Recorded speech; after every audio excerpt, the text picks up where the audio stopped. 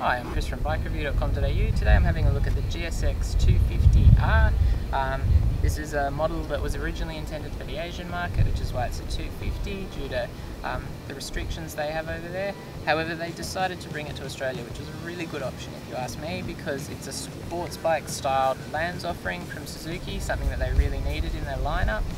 It looks awesome. It's got quite basic forks, basic shock with some preload adjustability. Obviously it's got the ugly can, it's very quiet. It's got a single disc brake on the front. It's got just enough stopping power. It's got ABS, which is great.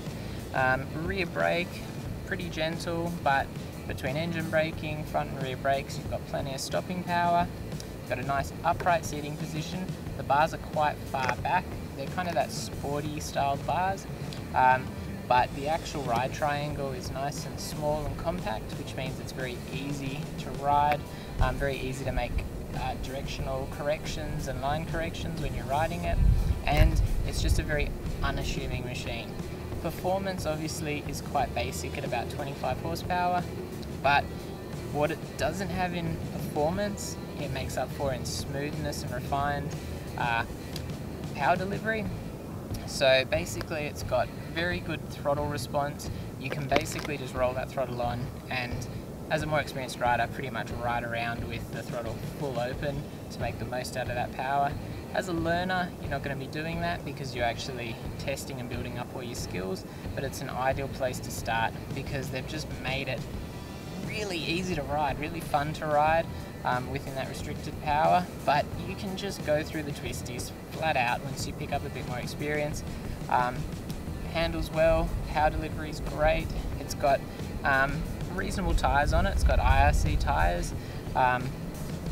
Obviously, for what it is, it just does everything really, really well. And that's why I definitely recommend it. I'm not going to say that this is the bike that you want to buy if you're after the sportiest and the highest performance of the 300 options. It's not.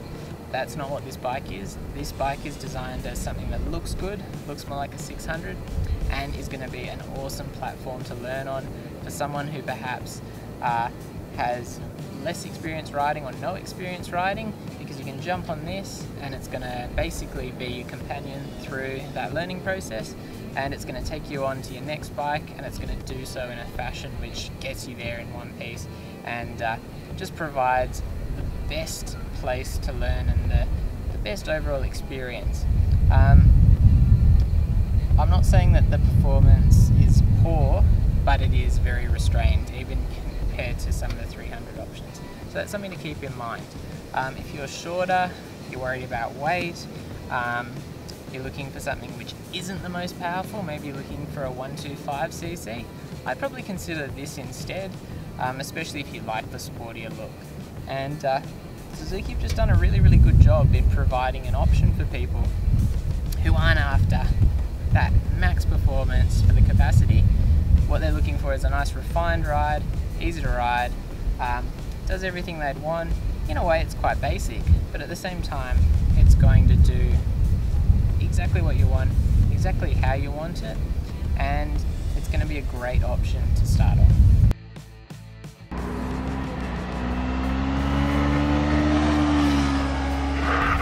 To like the video, subscribe to our YouTube channel, let us know what you think in the comments, and you can find the full test at BikeReview.com.au. Thank you.